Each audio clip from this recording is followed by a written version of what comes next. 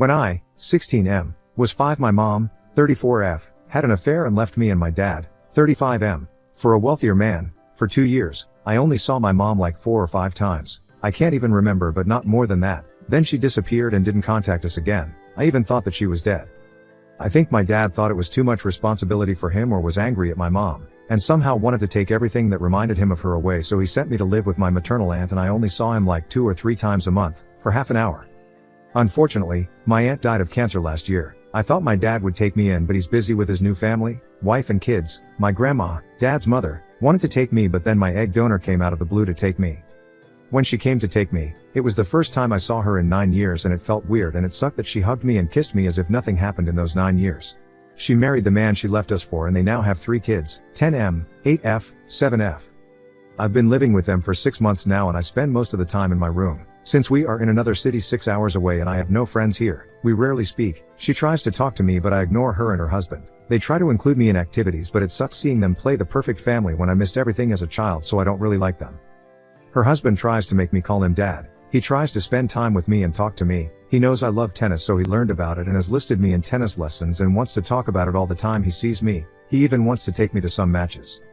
He introduces me as his son, and I hate it since all I see is the guy that stole my mom from me when I needed her the most. It happened yesterday. He asked me to go with him to the grocery store, and then he met a friend of his, and as his friend hasn't seen me in any family photo, he asked about me, and then my mom's husband said, "He is my firstborn. You didn't know about him because he was living with a sister of my wife's." I didn't make a scene there, but when we got out, I told him to never say he is my father. He is just a homewrecker who stole my mom.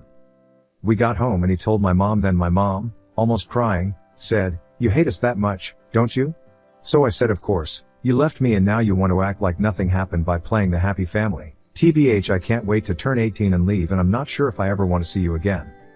She started crying and her husband comforted her, so I just went to my room. They tried to talk to me, but I've just ignored them. I told a friend of mine about this and he says I'm TA. Update 1. Not really a big, but something is something, I guess, since a lot of people have been texting me. My mom and stepdad have been so apologetic. They try to talk to me, but I ignore them. I know it makes me sound terrible, but I can't. I've tried to look at them differently since I posted here by the first time, but I can't. Heaven knows I've tried. I want to try therapy. I need someone to talk to, and I let my mom know it again, but her husband keeps insisting that we must go together to do some family therapy. I don't really want him there because I don't see the point of it. So, I'm gonna do what somebody suggested. I told him that I'll do the therapy with him, and once we are there, I'll tell the therapist that I don't feel comfortable with him there. Maybe that works. I don't even know if this is moral or even fair, but I don't know what else to do since he has refused to let me go by myself. He already booked the appointment. It's this Tuesday at 3 p.m, so that's what's happening now. I'll let you know if my plan works. Verdict, not the a-hole. Comments where Op has replied. Malibu Cat 48, NTA, I'm so sorry for the life you've had. It's hard being a teenager under any circumstances, but you've been dealt a bad hand, and your feelings are valid. Is there any chance you could still live with your grandmother? Your mother and her husband are trying to make up for the wrong she has done, but if they care, they might let you live with your grandmother if it would make you happier. If that isn't possible, see if you can get into therapy. It won't change your situation, but it will help you cope with it. Good luck, and I hope things work out. OP, they don't want, and my dad doesn't want to take me. Commentators asked about why Oop's mother not visiting him and if Oop's father's family hated her. OP, remember I lived with her sister. Not my dad's family, so there was nobody stopping her from visiting me. No bus 5303. I'm sorry, but your mom is way too much. She expects you to jump into her arms and everything will be okay. It's not. She cheated and now she wants to be in this perfect fantasy land where is sunshine and rainbows. My advice, turned 18, get a job in Bolt. OP, I tried to get a part-time job now, but she refuses because her husband convinced her. I need her permission here. Mini update, my life sucks. Mom and dad try to fix what they did, but what they don't understand is that once a heart is broke, there is no way to put it together as it used to. Now they cry as if they were the victims here. Ha ha ha, isn't that hilarious? Comments where Op has replied. Commentator asked how Oop is doing. OP, I'm doing a little better. Therapy sessions are just the therapist and me, except for the first one in which my dad was present, because he wanted to tell me something important. Anyway, I'm doing better for myself. I'm stuck here, but I'll make sure this man pays for my college. I'll move out anyway. Small update, he wants to adopt me. Mom's affair partner, the man she left me for now, came up with a great idea of adopting me, and I'm like, dude, no matter how hard you try, I'll never forgive you. You'll never be my dad. The jerk bought me a car on my 17th birthday, and that's when he came with the wonderful idea of adopting. I haven't used that damn car. My friends call me ungrateful because they wish their parents gifted them such a thing. The only good thing about living with them is that I can have my privacy and they respect it. Sometimes I feel sorry for him because he is trying so much to make it up to me, but then I remember all the damage he caused and many abandonment issues I have because of that. My mom? Well, we kind of improved our relationship. I wouldn't say I trust her, I wouldn't say I love her either, but we've got to have open conversations in which we bare our souls. I don't buy some of her shitty excuses, but others seem reasonable even more now that I look backwards. We've had some therapy sessions together in which we both cry like babies, ha ha ha ha. Comments where Op has replied. Night 300, about the adoption thing. I don't know the laws about regarding this, but I think child welfare professionals will ask the kid how they feel and they will determine if this is in the child's best interests. In your case, if you've shown such big hatred towards him to the point you had to go to therapy, then an adoption will probably not happen. The adoption will also result with you resenting him even more. To be honest, I don't know why he thought that it will be a good idea after you've shown how much you don't like him. About your friends. If you've already told them how much his actions screwed you and still invalidate your pain and only see the money your mother's partner spent it as a proof of affection, then drop them. These friends are materialistic assholes that I would not be surprised if they will end up doing what your mother has done. BTW. How do you get along with your half-siblings? OP, I don't really know the kids, we've interacted a few times but we aren't like super close. Update 2, it's been a while. Hi, guys. I know it's been a long time since I posted here for the last time. TBH, I had even forgotten about this post until I saw a video on TikTok like 5 days ago. It was my original post and some people were asking for an update. I wanted to comment to let them know what had happened, but my profile picture, it's a photo of me and I didn't want to feel vulnerable. And I also think that if everything started here, I should post the update here. It was hard to log in since I had forgotten the password, but I see that a lot of you guys have been reaching out. I highly appreciate that you guys want to know if I'm okay. Sorry if I haven't replied to your comments. I have not checked my Reddit account in 1 year, and the reason why I post this 5 days later, it's because I didn't have much time. I'll tell you why. Sorry if I make any mistakes typing this. It's a Saturday, 11:08 p.m. and I'm on my phone. Grandma died like 8 months ago. We weren't close, but it was still sad. I could attend her funeral. That's where I saw my dad for the last time. He has cut me off his life completely and I don't know why. I saw him at the funeral. We hugged. I've tried calling him after that, but he didn't pick the phone. And like 2 months ago he blocked me on everything. It's hard. It hurts. Not gonna lie, but I won't beg for a relationship. He'll regret it one day to find out he rejected someone who loved him and looked up to him. Someone who'd have died for him. I'm already 18. I'm preparing my uni application to attend the uni next year. I want to apply for an architecture program. I'm already working as an assistant at an architecture firm. A job my stepdad got me because he is friends with one of the senior architects. They don't pay that much, but it helps me get some experience. My mom and I have improved our relationship. I wouldn't say I trust her or I love her as a child should love their mom. Since I still hold some resentment, but our relationship has improved a lot. She still refuses to answer some of my questions. I don't think she ever will, but we have made some progress. She doesn't want me to move out. I'm planning to do it January next year, since I just turned 18 and need to figure out some things. As for my stepdad, it might sound weird. Perhaps I'm just being manipulated or this is a consequence of my traumas, but I've never felt loved by anyone like by him. I think he truly cares about me. He worries about my needs and insecurities. One day I even told myself, so this is what a parent's love feels like. Maybe, just maybe the lack of affection given to me by those who were supposed to love more than anything make me appreciate the things he does a little bit more, because I need you to understand that I didn't have that growing up. My dad never called me to see if I've got home or school safe or if I needed something, but SD does. I'm literally bearing my soul and I have never said this to anyone, but I like when he calls me son. I just pretend I don't, ha ha ha. I still call him by his name, but he tells me he dreams about the day I get to call him dad. I don't think I ever will, but let's see what happens. He was against the idea of me working since I didn't need to cause he can provide, but ultimately, he doesn't have a say. He tells me I don't have to worry about rent or funds because he will provide, but I don't think I want to be totally dependent for 5 years. So this is pretty much what has happened. I don't know if this is the update you were waiting for, since some of you wanted me to run the second I turned 18, but I still need to find things out and be capable of affording a safe place. Now on to the next story. Story 2. Am I wrong for not cooking Thanksgiving dinner and spending the day at the beach instead? I, 27F, have solely been responsible for cooking Thanksgiving dinner for 20 plus people for the last 8 years.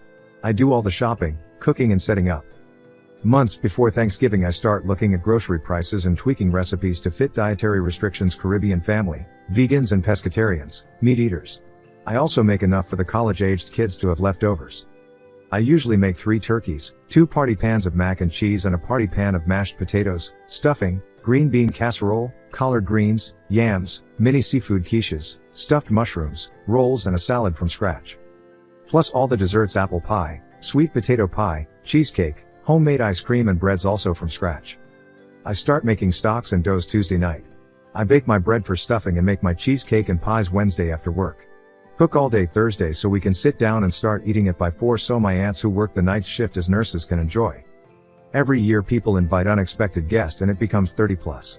I would be okay if it were plus ones, but my mom invites her friends and their kids. My mom and aunt ask me to make additional turkeys and some sides for their units. I never feel appreciated for everything I do to make it special and accommodate everyone.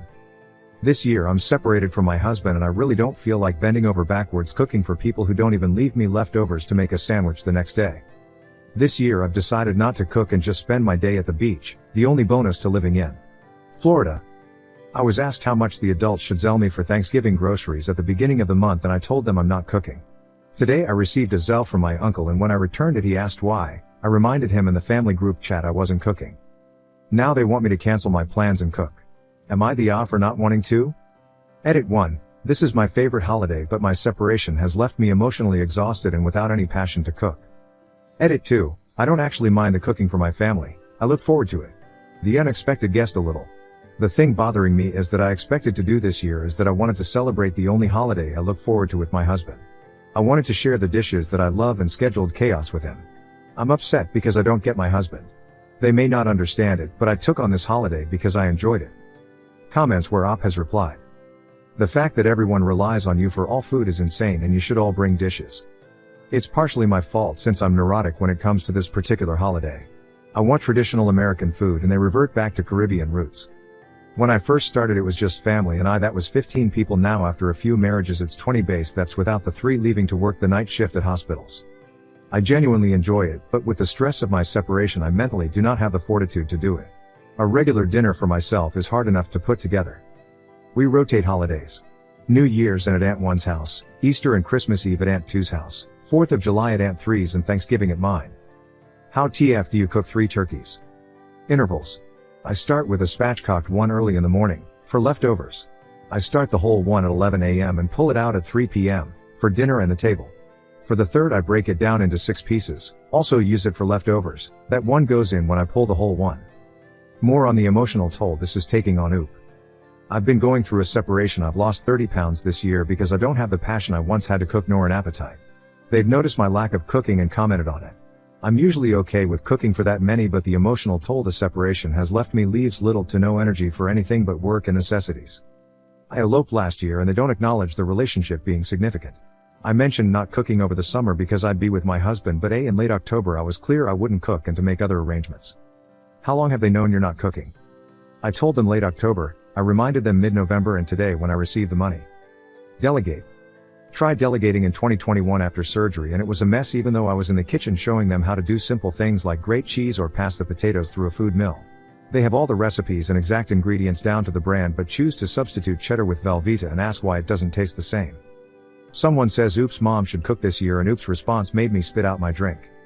The last good thing my mom made was breast milk.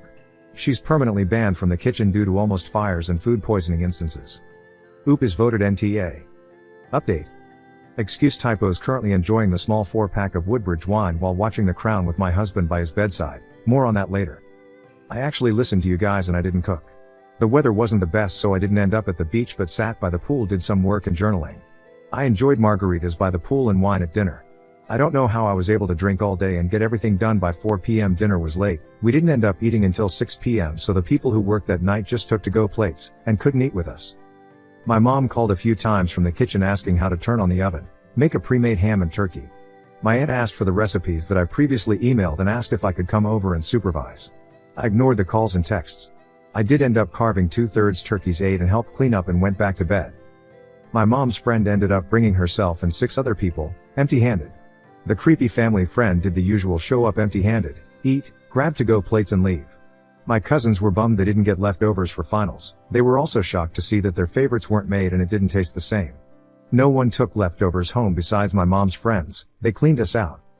I think they finally realized how much goes into it because my aunt complained that she had to go to multiple stores even though she was making 1/3 of the food. My mom ordered from the fresh market and that was too much. Thanksgiving Day my husband and I spoke and had a great conversation about moving forward with the separation, what it's going to look like for us financially and a rough timeline of when we should be legally divorced.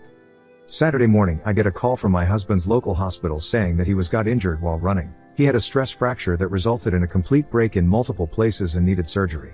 Since I'm legally still his wife and he has not updated his emergency contact, I flew up and I am currently at his bedside hoping I can get his family out here to take over. He didn't expect to wake up with me being there but was happy and thinks we should try counseling. All in all, I'm emotionally drained. Working from his bedside. I should be able to take him back to our house tomorrow and get him set with his family and friends to take over. It's been nice being in a cold city and seeing him after so long, but I'm sure this marriage is over. Thanks for all the advice. My therapist actually told me I have to start putting myself first and this was a good first step. Comments where Op has replied. Anyone telling off the people who took leftovers? It's polite in my culture to send guests home with food/gifts. Even for a casual visit I've sent people home with something as little as a few plantain or a few pieces of fruit.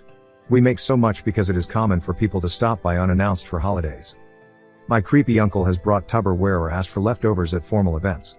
He's a physician and I've seen him do it at fundraisers I've attended for work. I hope you get some counseling and start putting yourself first. I called my therapist when I landed and she literally said, "We just talked about this, why did you drop everything?" And I said I'm still his wife and he'd do it for me, which is true. My nail lady called me a dumb bitch and asked to pick up something from a store here we don't have back home. Why did you separate from your husband? Different religions, backgrounds and cultures. Honestly, we care about each other, but between communication issues and the fact that everything was rushed, we never really got to know each other, and after a few blow-ups where both parties said or did something inexcusable, it's better for us to call it quits now before we truly despise each other. We're back to a point where we can speak without attorneys and clearly I'm here caring for him, although sleeping in one of the guest rooms versus what uses to be our room. We just don't want to go back to where we didn't recognize ourselves or each other. Just because you're his emergency contact doesn't mean you have to go to him. Yeah, but that's still my husband. I personally felt like I had a moral obligation to be there until we could get his family stateside. He needed surgery and I know how much medical situations freak him. Plus this also saved me the cost of shipping some of the items I still have here. Would he do the same? He has done so recently as well. I was hospitalized for dehydration a few weeks ago when things were contentious and missed mediation because of it. He left a work trip to be by my side, even though it was minor. We don't hate each other, we just don't work as a couple.